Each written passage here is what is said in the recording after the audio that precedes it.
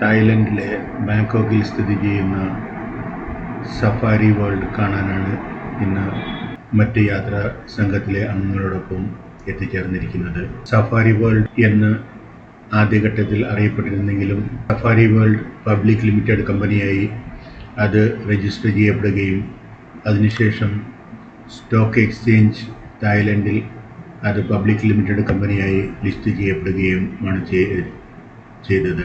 ഏതാണ്ട് 400 ഏക്കറുകളിൽ പരന്നുകിടക്കുന്ന വളരെ മനോഹരമായ ഒരു അത്ഭുത ലോകം തന്നെയാണ് ഈ സഫാരി വേൾഡ് എന്ന് പറയുന്നത്.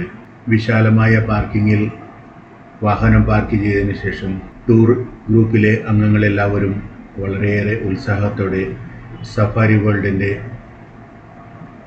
എൻട്രൻസിലേക്ക് നടന്നു നീങ്ങിക്കൊണ്ടിരിക്കുകയാണ്. ഇങ്ങനെ നടന്നു നീങ്ങുമ്പോൾ സഫാരി വേൾഡിൻ്റെ മനോഹരമായ അനേകം കാഴ്ചകളിലൂടെയാണ് നാം മുന്നോട്ടേക്ക് നടന്നു നീങ്ങുന്നത്. എങ്ങും മനോഹരമായി രൂപകൽപ്പന ചെയ്ത് മനോഹരമായി നിർമ്മിച്ചിരിക്കുന്ന സുന്ദരമായ കാഴ്ചകളും സ്ഥലങ്ങളും മറ്റുമാണ് നമ്മുടെ ദൃഷ്ടിയിലേക്ക് എത്തിപ്പെടുക. അങ്ങനെ നടന്നു ചെല്ലുമ്പോൾ കിളികളുടെ ഒരു വലിയ ലോകത്തേക്കാണ് എത്തിച്ചേർന്നിരിക്കുന്നത്. മനോഹരമായി പാർപ്പിച്ചിരിക്കുന്ന അനേകം വർണ്ണങ്ങളുള്ള കിളികൾ അവർ സംസാരിക്കുകയും ഒച്ചവെക്കുകയും ഒക്കെ ചെയ്യുന്നുണ്ട്. അങ്ങനെ അവിടെ ടൂർ ഗ്രൂപ്പിലെ എല്ലാ അംഗങ്ങളെയും ഒരുമിച്ച് ചേർത്ത് ടൂർ ഗ്രൂപ്പിന് നേതൃത്വം വഹിക്കുന്ന ലോക്കൽ ഗൈഡായ അഞ്ജലി വേണ്ട നിർദ്ദേശങ്ങൾ യാത്രാ ഗ്രൂപ്പിലെ എല്ലാ അംഗങ്ങൾക്കും നൽകിക്കൊണ്ടിരിക്കുകയാണ്. 400 ഏക്കറിൽ പടർന്ന് പന്തലിച്ച് കിടക്കുന്ന ഈ അത്ഭുത ലോകത്ത് ആർക്കും ആരെയും കാത്തിരിക്കാനുള്ള സമയമില്ല എന്നും ഓരോ ഷോകളും എവിടെയാണ് കാണേണ്ടതെന്നും എത്ര മണിക്കാണ് തുടങ്ങുന്നതെന്നും എത്ര മണിക്കാണ് തീരുന്നതെന്നും ഒരു ഷോ കഴിഞ്ഞാൽ മറ്റേത് ഷോയിലേക്കാണ് പോകേണ്ടതെന്നും ഒക്കെയുള്ള എൻട്രി ടിക്കറ്റ് എല്ലാ അംഗങ്ങൾക്കും നൽകി വേണ്ട നിർദ്ദേശങ്ങൾ നൽകി ഓരോ അംഗങ്ങളെയും ലോക്കൽ ഗൈഡ് യാത്രയാക്കുകയാണ്. അങ്ങനെ മനോഹരമായി ഡിസൈൻ ചെയ്ത് നിർമ്മിച്ചിരിക്കുന്ന നടപ്പാതയിലൂടെ നടന്ന് ഒരു അസംബ്ലിംഗ് പോയിന്റിൽ എത്തിച്ചേരുകയും അവിടെ വെച്ച് മുമ്പ് പറഞ്ഞ കാര്യങ്ങളെല്ലാം ഒന്നുകൂടി ലോക്കൽ ഗൈഡ് നമ്മെ ഓർമ്മിപ്പിക്കുകയും ചെയ്തു. അതിനുശേഷം ആദ്യത്തെ ഷോയായ ഉറാങ്കുട്ടാൻ ഷോ കാണാനായിട്ടാണ് ഇപ്പോൾ നാം മുന്നോട്ട് നടന്നുകൊണ്ടിരിക്കുന്നത്. ഇങ്ങനെ നടക്കുന്ന നടപ്പാതയുടെ ഇരുവശങ്ങളിലും വിശാലമായി നിർമ്മിച്ചിരിക്കുന്ന പൂന്തോട്ടങ്ങളും ഗാർഡനുകളും ഒക്കെ നമുക്ക് കാണാവുന്നതാണ്. ഒപ്പം തന്നെ ഇവിടെ സന്ദർശിക്കുന്ന യാത്രികർക്ക് വേണ്ട എല്ലാ സൗകര്യങ്ങളും ഇവർ ഒരുക്കാനും മറന്നിട്ടില്ല.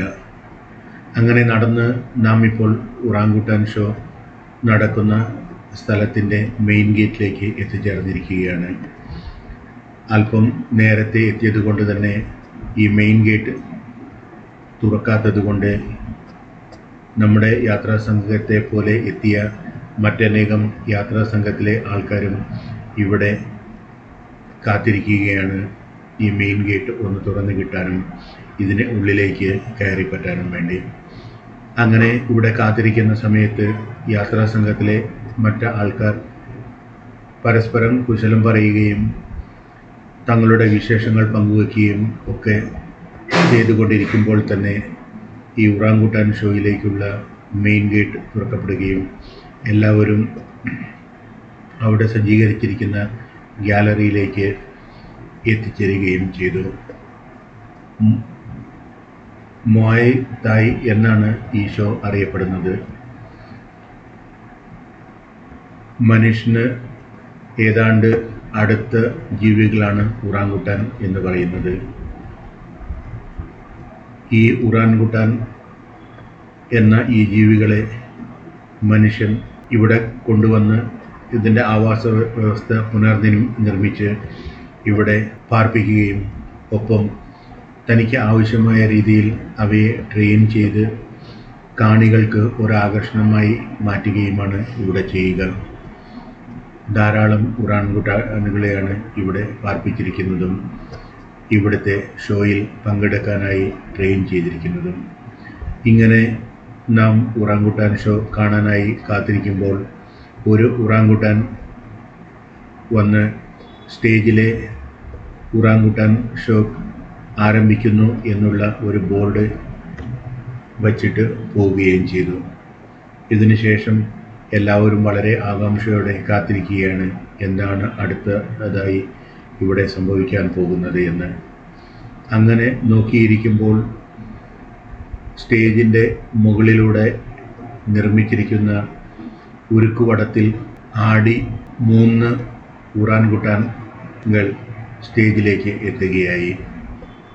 അവർ വളരെ തന്മയത്വത്തോടുകൂടെ തങ്ങൾക്ക് ഏൽപ്പിച്ചിരിക്കുന്ന ജോലി വളരെ കൃത്യമായി തന്നെ നിർവഹിക്കുകയും ഈ ഇരിപ്പിടത്തിന് പുറകിൽ നിന്നും ആരംഭിച്ച തങ്ങളുടെ യാത്ര സ്റ്റേജിൽ അവസാനിപ്പിക്കുകയും ചെയ്യുകയുണ്ടായി. അങ്ങനെ കാത്തിരിക്കുമ്പോൾ ഈ ഷോയെപ്പറ്റി വളരെ വിസ്താരമായി തന്നെ ഇവിടെയുള്ള MC നമുക്ക് പറഞ്ഞു തരുന്നുണ്ട്. പക്ഷേ നമ്മുടെ ഇംഗ്ലീഷും അവരുടെ ഇംഗ്ലീഷും തമ്മിൽ വളരെയേറെ വ്യത്യാസമുള്ളത് കൊണ്ട് അവർ പറയുന്ന പല കാര്യങ്ങളും നമുക്ക് മനസ്സിലായിക്കൊള്ളണമെന്നില്ല. എന്നാലും എന്താണ് ഇവിടെ സംഭവിക്കാൻ പോകുന്നതെന്നും ഏത് തരത്തിലുള്ള ഷോയാണ് ഇവിടെ നടക്കാൻ പോകുന്നത് എന്നും നമുക്ക് അവർ പറയുന്ന ഇംഗ്ലീഷിൽ നിന്നും ഏതാണ്ടൊക്കെ മനസ്സിലാകുന്നു എന്നതിലുപരി കൃത്യമായ ഒരു ധാരണയും നമുക്ക് ഇവിടെ നിന്നും ലഭിക്കുന്നില്ല. അങ്ങനെ ഇരിക്കുമ്പോൾ മറ്റൊരു ഉറാങ്കുട്ടാൻ വന്ന് താൻ നേരത്തെ വച്ചിട്ട് പോയ ബോർഡ് എടുത്ത് മാറ്റുകയുണ്ടായി. അതിനുശേഷം മറ്റ് ഷോകൾ ആരംഭിക്കാനായി പോകുന്നു എന്നുള്ള അനൗൺസ്മെൻറ്റും MC നടത്തുന്നുണ്ട്. വളരെയേറെ വിചിത്രമെന്ന് തോന്നാമെങ്കിലും ഈ ഉറാൻകുട്ടാൻകൾ എന്ന ജീവിയെ ഇത്രമാത്രം പരിശീലിപ്പിച്ച് അവയുടെ പെർഫോമൻസ് കാണികൾക്കായി കാഴ്ചവെക്കാൻ ഇവർ കാണിക്കുന്ന വൈദഗ്ധ്യം തികച്ചും അഭിനന്ദനാർഹമാണ്. അങ്ങനെ ഇരിക്കുമ്പോൾ ഷോ തുടങ്ങാനും ഈ ഉറാൻകുട്ടാനുകളെ ഷോയിലേക്ക് വിളിക്കാനും ഒപ്പം ഈ ഷോയെപ്പറ്റി കാണികൾക്ക് ഒരു ചെറിയ വിശദീകരണം നൽകാനുമായി ഈ ഷോ നടത്തുന്ന ഒരു വ്യക്തി സ്റ്റേജിലേക്ക് വരികയും അങ്ങനെ അയാൾ എന്തോ ആക്ഷൻ കാണിക്കുമ്പോൾ മുകളിൽ കെട്ടിയിരിക്കുന്ന കയറിലൂടെ 3 ഉറാൻകുട്ടാനുകൾ സ്റ്റേജിലേക്ക് എത്തിപ്പെടുകയും 2 സ്റ്റേജിന് പുറകിൽ സജ്ജീകരിച്ചിരിക്കുന്ന സ്ഥലത്തേക്ക് നീങ്ങുകയും 3ാമത് ഒരു ഉറാങ്കുട്ടാൻ സൈഡിൽ വച്ചിരിക്കുന്ന ഒരു കോണിപ്പടിയിലൂടെ കയറി മുകളിൽ ചെന്ന് ഉറാൻകുട്ടാൻ ഷോ ഇനാഗുറേഷൻ ചെയ്യുന്നു എന്ന് അനൗൺസ് ചെയ്യുകയും പതാക പറപ്പിക്കുകയും ചെയ്തു. അപ്പോഴും താഴെ സ്റ്റേജിലുള്ള MC ഇംഗ്ലീഷിൽ ഈ ഷോയെപ്പറ്റി എന്തൊക്കെയോ പറഞ്ഞുകൊണ്ടിരുന്നു. ഒപ്പം ഈ ഉറാൻകുട്ടാൻ ഷോയെപ്പറ്റിയുള്ള ഒരു ചെറിയ ഡിസ്ക്രിപ്ഷനും തന്നുകൊണ്ടിരുന്നു. ഇങ്ങനെ വളരെ മനോഹരമായി ഈ ഷോ നടന്നുകൊണ്ടിരിക്കുമ്പോൾ ഈ ഉറാൻകുട്ടാൻ ഷോയെപ്പറ്റിയും അതിൽ പങ്കെടുക്കുന്ന ഉറാൻകുട്ടാനുകളെ പറ്റിയും അതുപോലെ തന്നെ അവരുടെ പെർഫോമൻസിനെ പറ്റിയും ഒക്കെ ഈ MC നമുക്ക് വളരെയേറെ വിശദമായി കാര്യങ്ങൾ പറഞ്ഞു തന്നുകൊണ്ടിരുന്നു.